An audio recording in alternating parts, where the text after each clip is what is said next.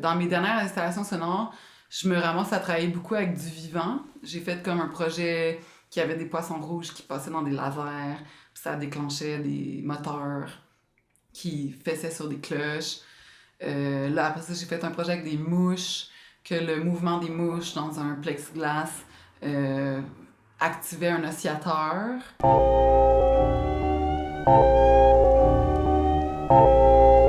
Ben, moi, c'est Claude Périard. Je suis un artiste en art sonore et en musique.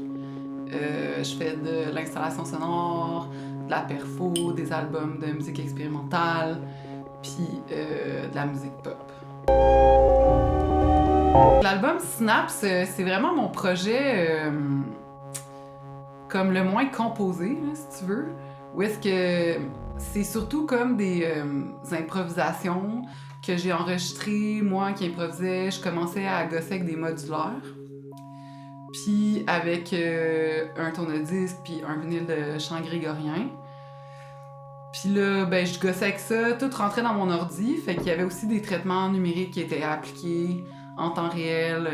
J'ai bien trippé sur les effets de glitch machine, beaucoup d'effets de granulation.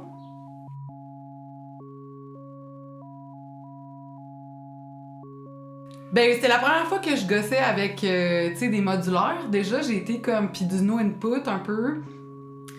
Fait que j'ai été comme vraiment flabbergastée là, par l'espèce d'effet de vie un peu, c'est comme immanente là, des machines. Puis d'habitude, dans mes perfos live, il y avait des sons directs, là, surtout avec des micro-contacts, des traitements sur la voix, puis beaucoup d'échantillons comme déclenchés en temps réel. Mais c'est ça, c'était quand même vraiment contrôlé, puis j'aime ça avoir le contrôle d'habitude, puis comme, tu sais, d'avoir une structure, tu sais, comme très composée que je refais tout le temps, puis que ça va tout le temps sonner exactement de la même façon. Sauf que là, dans le fond, ce projet-là, c'est... Je m'étais acheté des modulaires parce que justement, j'essayais de me détacher de l'ordinateur, puis d'essayer d'avoir plus de, tu sais, de dispositifs physiques, dans le but de pouvoir faire plus de perfo live sans l'ordinateur, puis sans, tu sais, des échantillons préétablis ou des automations préétablies, pis tout ça. Fait que j'étais quand même intéressée à explorer ce côté-là de l'indéterminé puis de la perte de contrôle.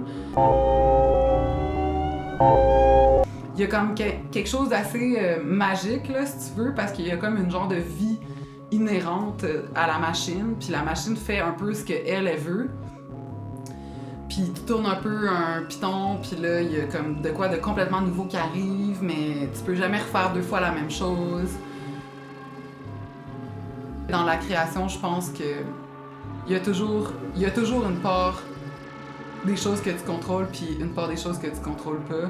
Puis c'est souvent quand tu contrôles pas les choses dans l'art, tu sais, comme des accidents ou des contraintes extérieures, qu'il y a des choses complètement insoupçonnées qui vont se révéler, puis qui vont donner finalement des résultats, les meilleurs résultats.